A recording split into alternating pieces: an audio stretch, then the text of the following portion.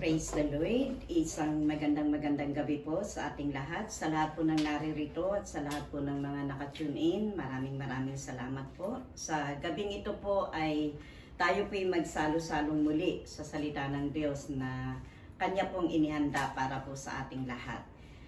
Tayo po muna ay manalangin. Panginoon, maraming pong salamat sa pagkakataong ito na muli ay amin pong mapapakinggan ang mga salita mo na nagbibigay sa amin ng buhay, nagbibigay sa amin ng kagalakan, nagbibigay sa amin ng kagalingan. At sa gabing ito, Panginoon, ikaw po ang kumilos sa aming kalagitnaan, banal na espiritu, inaanyayahan ka namin.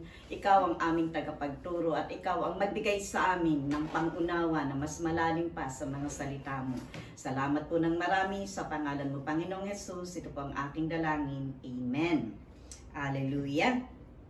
Sa gabing ito, ang ating pong pag-uusapan ay patungkol sa mga gantimpala.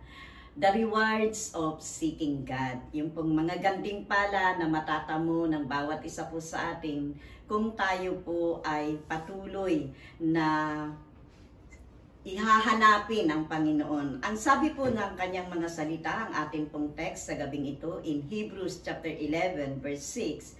Ang sabi po diyan, and without faith, it is impossible to please God, because anyone who comes to Him must believe that He exists and that He rewards those who earnestly seek Him. Sa ibang version po, those who diligently seek Him. So makikita po natin na sa mga salitang ito, sa text po natin sa gabing ito, na nagbibigay po ng gantimpala ang Panginoon doon po sa humahanap sa Kanya ng buong puso, ng may wholeheartedly, who earnestly seek Him. Dahil hindi po talaga maaaring kalugdan ng Diyos ang walang pananampalataya sa Kanya. Kinakailangan po ng tayo pong lahat ay mayroon po tayong pananampalataya sa Kanya. Kapag po tayo ay lumalapit sa Diyos, kailangan po na tayo ay sumasampalatayang Siya ang nag-iisang Diyos, Siya ang nagbibigay sa atin ng buhay na walang hanggan, at ang sabi po dito, Siya po yung nagbibigay ng gantimpala sa bawat isa po sa atin na humahanap sa Kanya. So maliwanag po na sinabi ng Kanyang mga salita. Seeking God is not in vain. May mga guaranteed return sa bawat spiritual investment na ginagawa po ng bawat isa po sa atin in pursuing His presence. Dapat po ay lifestyle po ng bawat isa po sa ating mga Kristiyano ang sa bawat paggising po sa umaga ay atin pong hinahanap ang Panginoon. Ang una po nating kinakausap. Alam niyo po, when seeking God becomes intentional, when seeking God becomes our passion, and when seeking God is consistent in our life, may mga gantimpala po tayo beyond natural understanding na atin pong mararanasan. Dahil ang seeking God means to pursue Him, to pursue Him with all our heart. Yun po, buong puso. Not merely for what He gives, but for who He is. It is the desire to know His will, know His ways, and His presence to be with us. Amen. And alam niyo po na araw-araw ang Panginoon po ay laging naghihintay sa atin. Lagi po, He longs to reveal Himself to each one of us. Yung pong nagugutom sa Kanya pong presensya, yung pong talagang inaasam-asam ang Kanya pong presensya. At tingnan po natin sa mga salita ng Diyos, yung pong mga gantimpala na ipagkakaloob po ng ating Panginoon if we seek Him earnestly with all our heart. Amen. So unang-una po sa akin pong list ay ang Panginoon po ay magbibigay ng gantimpala o nagbibigay God rewards with His presence. Yung pong presensya ng Panginoon ang unang-una po nating mararanasan if we seek Him earnestly. Ito po yung unang gantimpala na atin pong makakamtan. Kagaya nga po ni Cornelius bilang atin pong example in the book of Acts chapter 10. Verses 1 to 4 lang po ang akin pong babasahin. Ang sabi po dito, at Caesarea, there was a man named Cornelius, a centurion in what was known as the Italian regiment. He and all his family were devout and God-fearing. He gave generously to those in need and prayed to God regularly. One day about 3 in the afternoon, he had a vision. He distinctly saw an angel of God who came to him and said, Cornelius. Cornelius stared at him in fear. What is it, Lord? He asked. The angel answered, your prayers, take note po, your prayers and gifts to the poor have come up as a memorial offering before God. So nakita po natin sa buhay po ni Cornelius, di po ba? Who sought God in prayer and in giving. So makikita po natin dito na ano po yung gantimpala niya na natanggap sa kanya pong lifestyle na ginagawa. Cornelius was a Gentile, mga kaibigan, mga kapatid, mga nakikinig. Kagaya rin po natin, ikaw at ako, tayo po ay dati pong mga hintil na binago ng Panginoon. Amen? So nakita po ng Panginoon, kasi po if we earnestly seeking God, isa po sa gantimpala ng ating Panginoon, He will make known Himself to us. Ipapakilala po niya ang kanya pong sarili sa bawat isa po sa atin. At makikita po natin dito sa buhay po ni Cornelius na kung saan he sought God in prayer and giving, so God sent Peter with the gospel. If we continue to read this chapter 10 of Acts, makikita po natin that God sent Peter with the gospel. His whole household, ang kanya pong buong sambayanan ay nakatanggap ng salvation, at hindi lamang po yun, napuspos din po sila ng banal na espiritu. In verses 44 to 48, makikita po natin dyan na bago po sila nag-undergo ng water baptism ay tinanggap po muna nila ang ating pong espiritu po ng Panginoon, na baptize po sila ng banal na espiritu, napuspos po sila. So ganyan po ang gantimpala na atin pong marireceive kapag po tayo is earnestly seeking God wholeheartedly. He will make known Himself to each one of us. Ang sabi nga po, in Jeremiah chapter 29 verse 13, sabi po doon, you will seek me and find me when you seek me with all your heart. Di po ba? Matatagpuan lang po natin ang Panginoon kung atin po siyang hahanapin ng atin pong buong puso. At ipakikilala niya po ang kanya pong sarili sa bawat isa po sa atin. Pasensya na po sa boses. Amen? So, kailangan ko po talagang uminom ng tubig. Amen. So, ang Panginoon po will reward openly. Thank you, sister.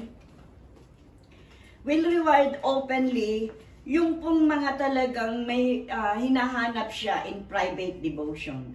Importante po na tayo po ay may private devotion sa ating pong Panginoon, kasi po our private devotion leads to public manifestation of God's favor. Kaya nga po sabi sa Matthew chapter 6 verse 6 na sabi po dyan, yung pong lahat ng ginagawa natin ng lihim, then your Father who sees what is done in secret will reward you. Kaya po kung atin pong hinahanap ang Panginoon in private, ito po'y ating lifestyle, seeking God earnestly, privately, makikita po yan sa buhay ng bawat isa po sa atin, at atin pong mararanasan ang kaluwalhatian ng Panginoon, ang presensya po niya, ang unang-una po nating gantimpalang makakamtan. Amen po ba? So, dapat po tayo pong mga Kristiyano, kailangan pag nananalangin po tayo, yung po talagang wholeheartedly na ipinopour out mo yung pong iyong sarili sa Panginoon. That is how we have this kind of rewards. Saglit lang po. Amen. So, pangalawa po na atin pong makakamtan, pangalawang reward po na atin pong makakamtan kung tayo po yung magpatuloy na isik ang atin pong Panginoon is God will unlock supernatural provision sa ating pong buhay. God will unlock supernatural provision. At ang ating pong example dyan ay si Elijah. Si Elijah po was sustained during famine. Because he walked closely with God, divine provision followed him to the brook and then to the widow's house. At mababasa po natin ang kanyang kwento in 1 King chapter 17 verses 1 to 16. 1 King chapter 17 verses 1 to 16. Yan po yung kung saan ay sinustain po ng ating Panginoon si Elijah. Di po ba gumamit siya ng rapine para po ng isang ibon para lang po siya ay dalhan ng pagkain umaga at gabi. Amen? So, ang isa pong gantimpalang ito na nag-a-unlocks ng supernatural provision sa buhay po nating mga Kristiyano ay reward po kung tayo po is earnestly seeking God with all our heart in our life.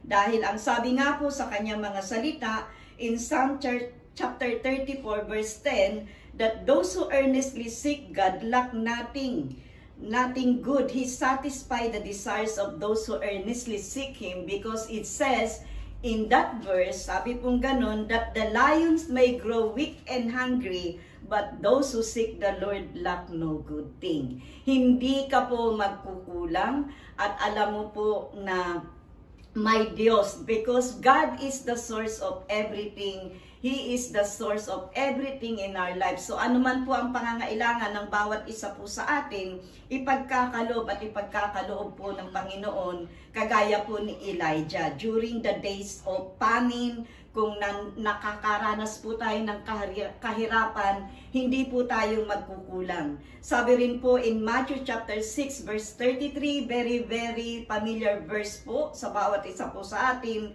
that if we seek His kingdom first and His righteousness, the way He do the things, everything, di po ba sabi doon, will be added unto us. Marami po na ang gusto, everything will be added unto them. But they neglect seeking God earnestly. They neglect seeking God diligently with all their heart. Napapabayaan po yung sinabi po ng Panginoon that if we seek first His kingdom and His righteousness, everything will be added unto us. Provisions follows priority. When God comes first in our life, all our needs are met. Yan po yung pangako in Philippians 4:19, di po ba? That everything that we need, He will supply according to His glorious riches by Christ Jesus. Divine supply will flow to those who seek God's will. God will meet the needs of those aligned in that purpose. Yung pong pangangailangan, hindi po yung mga want ng bawat isa po sa atin. Like Elijah, ano po yung ginamit ng Panginoon sa kanya para masustain during the days of famine. So, kinakailangan po na kung tayo po nakakaranas ng kahirapan o nakakaranas ng pagkukulang, tingnan po natin sa ating pong buhay, are we seeking God earnestly? Are we seeking God wholeheartedly? Na sa bawat pangangailangan po natin, we want the blessings of God, but we forgot what God has given unto us to do first. Aside from seeking God, sabi po natin, if we want blessing, pressed down, shaken together, running over, we need to first, the first word is give. Amen? Give first. Sometimes ang mga tao gusto lang nila tatanggapin pero ayaw nilang magbigay. That is the problem po mga kapatid. Sometimes tatapusin muna kung ano yung goal sa buhay bago magbigay. Hindi po ganun. Ang pagbibigay ng gantimpala ng Panginoon, unahin po muna natin siya, unahin po muna nating mag-obey sa lahat po ng ipinag-uutos niya, and those rewards will come to those who earnestly seek Him. Divine provision, supernatural provision will come to those who earnestly seek Him. Pangatlo po, na gantimpala natin pong matatamo sa Panginoon. If we seek Him earnestly, the rewards of seeking God, God will release divine wisdom and understanding. Divine wisdom and understanding only comes from God. Mga kapatid, mga kaibigan, mga nakatune in po na nakikinig at na nagsasalo-salo po tayo sa salita ng Diyos upang magkaroon po tayo ng karunungang nagmumula sa Kanya, kaalaman na nagmumula sa Kanya. As we seek God, we receive discernment. Di po ba? Madi-discern po natin kung ano po yung tama at kung ano po yung mali. Spiritual insight and clarity are the portion of those who earnestly seek the Lord. At sa buhay po ni Daniel, iyan po ang ating pong example. Si Daniel po in Daniel chapter 2 verses 17 to 23, ito po yung kwento na kung saan si King Nebuchadnezzar ay nagkaroon po ng isang panaginip na kung saan gusto niyang ma-interpret. But the problem is, hindi po niya sabihin kung ano po yung napanaginipan niya, di po ba? Kung atin po yung babasahin. Kundi ang gusto po niya ma-interpret nang hindi po niya ikinukwento kung ano po yung panaginip niya at nagkaroon po siya ng isang threat na kung hindi po mai-interpret ang kanyang panaginip, lahat po ng matatalinong tao ay kanya pong tatanggalin o papatayin. At si Daniel po sought the Lord through prayer and fasting together with his friends. Nagkaroon po sila ng agreement to pray and fast for divine wisdom was given to him to interpret dreams and unlock the mysteries of that dream. Amen? So kung gusto po natin na sa bawat pangangailangan po natin, sa bawat sitwasyon, mayroon po tayong karunungan na nanggagaling sa Panginoon. Alam na po natin ngayon kung ano po yung ating dapat gawin. We need to seek the Lord earnestly. We need to seek the Lord like Daniel in through prayer and fasting po. Dahil wisdom and understanding are stored up only for those upright who earnestly seek the Lord. Revelation knowledge comes to them. Revelation comes when we meditate the Word of God. There will be revelation po na ibibigay sa atin ng Panginoon. Sikreto po ay marirevealed in God's presence. Yan po, sabi nga po in Jeremiah 33 verse 3, ito po yung telephone number ng Panginoon. Kung tayo po ay nangangailangan, ang sabi po doon, call to me and I will answer you and tell you great and unsearchable things you do not know. So kung kinakailangan po na ikaw ay nasa isang sitwasyon na nangangailangan ka po ng karunungan nagmumula sa Panginoon, unahin mo po na isik ang Panginoon. Unahin mong tawagan ang Panginoon. Go to the throne before you go to your phone. Mga kapatid, yan po yung sikreto para po ipagkaloob sa atin ng Panginoon ang divine wisdom and understanding na sa araw-araw, sa generation ngayon, kinakailangan po natin ito mga kapatid.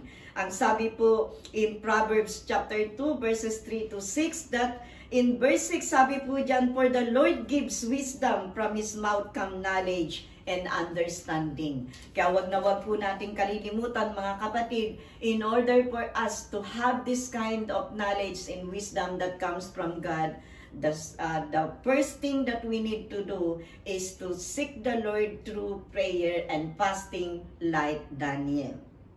Amen.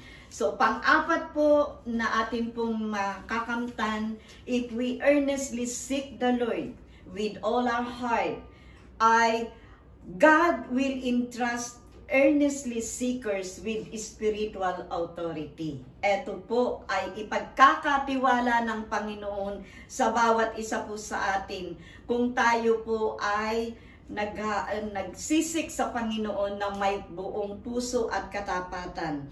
Ang example po natin si Moses. Mababasa po natin in Exodus chapter 33 verses 11 to 17, yung pong conversation ni Moses at saka po ng ating Panginoon. Diyan po mababasa natin. So makita po natin that Moses' closeness with God granted him all the authority to confront Pharaoh, to parted the Red Sea and lead Israel by divine guidance of God. At tayo rin po mga kapatid, binigyan din po tayo ng Panginoon ng spiritual authority. Mababasa po natin yan in Mark chapter 16 verse 17 to 18.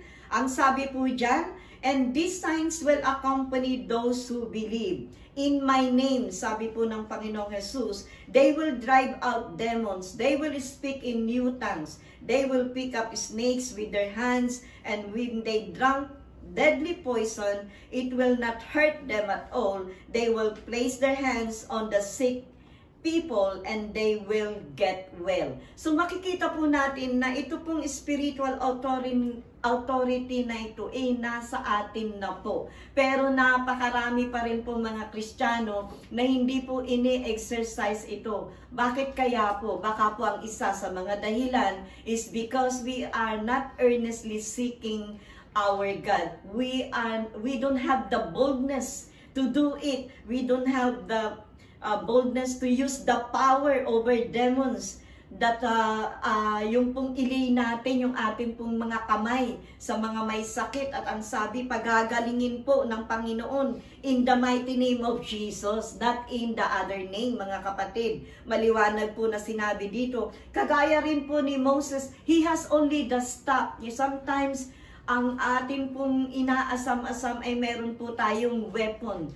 But we know and we know from the Bible na if we put on the full armor of God, di po ba in Ephesians chapter 6 verses 10 to 18, meron na po tayo nito, ipinagkatiwala na po sa atin ng Panginoon ito pong spiritual authority na to, para po tayo ay makapagpagaling and even speaking in tongues. Hindi po natin ini-exercise. Kaya po sometimes nandun po na tayo po ay nadidipit ng enemy because we don't use the spiritual authority that Jesus has been given to each one of us. But then, ito po ay atin pong magiging bold lang po tayo nito if we earnestly seek God with all our heart. Amen po ba? At ang panglima po, sa akin pong list, there is a lot, pero hanggang dito lang po muna tayo sa gabing ito, is when we seek God earnestly, God draws us into deeper relationship o yung pong tinatawag na intimacy with God. Mararanasan po natin yan. Yung pong intimate relationship with God, we are very, very keen. Alam na alam po natin ang presensya ng Panginoon. We can hear clearly His voice. Maririnig po natin ang Kanya pong boses nang hindi po tayo mag-aalinlangan na ang Panginoon ang kumakausap sa atin. In James chapter 4 verse 8, sabi po doon, come near to God and He will come near to you. As we come closer to God, He come closer to us. Araw-araw sana po ganyan po tayo, because seeking God will result in intimacy. Intimacy build trust and spiritual authority. Hindi po tayo magkakaroon ng boldness to use our spiritual authority if we don't have this kind of intimacy with God. Amen? Abiding in Christ leads to answered prayer and fruitful living. Sabi po in John chapter 15 verses 5 and 7, di po ba? In verse 5 sabi dyan, if we remain in Him and He in us, we will bear much fruit. Mamumunga po tayo, hindi lamang po ng banal na espiritu. Dapat po namumunga tayo ng prutas o ng fruit of the Holy Spirit. Ilan po yun? Dapat po yun po yung nararanasan o nagmamanifest sa ating pong mga pag-uugali, the fruit of the Holy Spirit.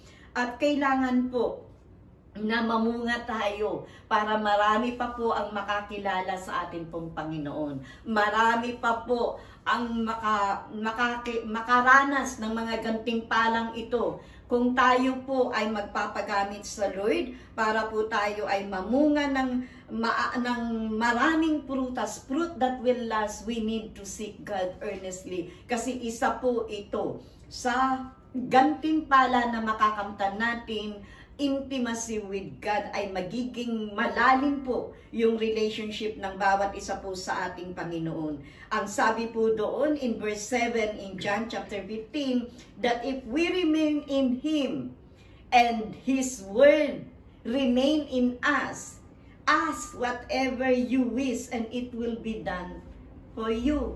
So kung tayo po ay mananatili sa presensya ng Panginoon at ang Kanya pong salita ay mananatili hindi lamang po sa ating puso, hindi lamang po sa ating isipan, at ito po ay ating maiisagawa sa araw-araw ng ating pamumuhay, anuman daw po ang ating hilingin ay ipagkakaloob sa atin ng ating Panginoon. Amen. So, spiritual power flows from intimacy with God.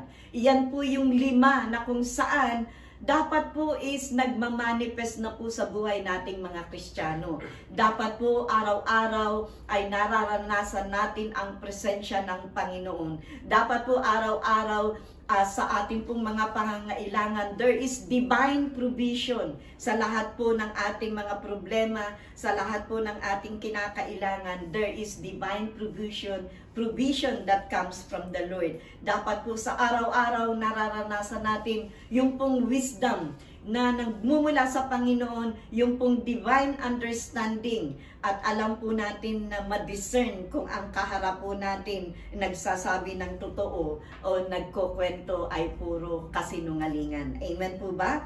Dapat din po na ito pong ipinagkatiwala na spiritual authority ay nagmamanifest po sa buhay ng isang Kristiyano, at yung pong intimacy natin is yung pong relationship sa Panginoon goes deeper and deeper, na wala po, hindi na po tayo mag-aalinlangan na tayo po ay hindi boses ng demonyo, hindi boses mo, at kundi it is the voice of God that is you keep on hearing day by day in your life. God is waiting and inviting us to seek Him daily, diligently. His rewards are reserved for those who earnestly, sacrificially, and persistently seek Him. If we will seek Him with all our heart, He will manifest Himself to us in ways we need not to imagine. Sabi nga, di ba, in Galatians 3:20, Ephesians, I'm not too sure, na sinasabi po ng salita ng Diyos na Galatians 3:20, if I'm not mistaken, that tingnan po natin para po hindi tayo maligaw. Galatians 3:20, sabi po doon that God is able to do exceedingly abundantly more than all we can ask or even think of. Yun po yung sinasabi doon. So titingnan po natin sa salita po ng Diyos na mangyayari lang at mangyayari lamang po yan if we keep on earnestly seeking God with all our heart.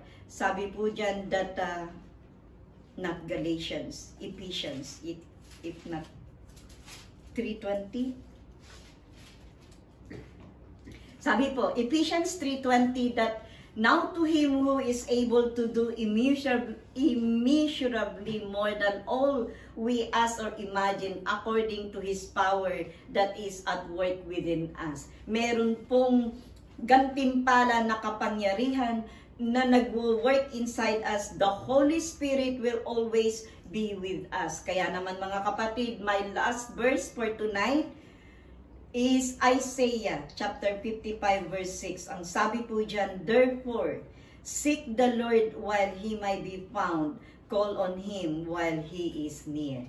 Huwag po nating hayaan na sa araw-araw tayo po ay nagkukulang to diligently seek the Lord. Kasi po, nandun po yung mga gantimpala na atin pong napag-usapan sa gabing ito ay mararanasan lang po natin if we seek Him earnestly in our life. Yun lang po sa gabing ito.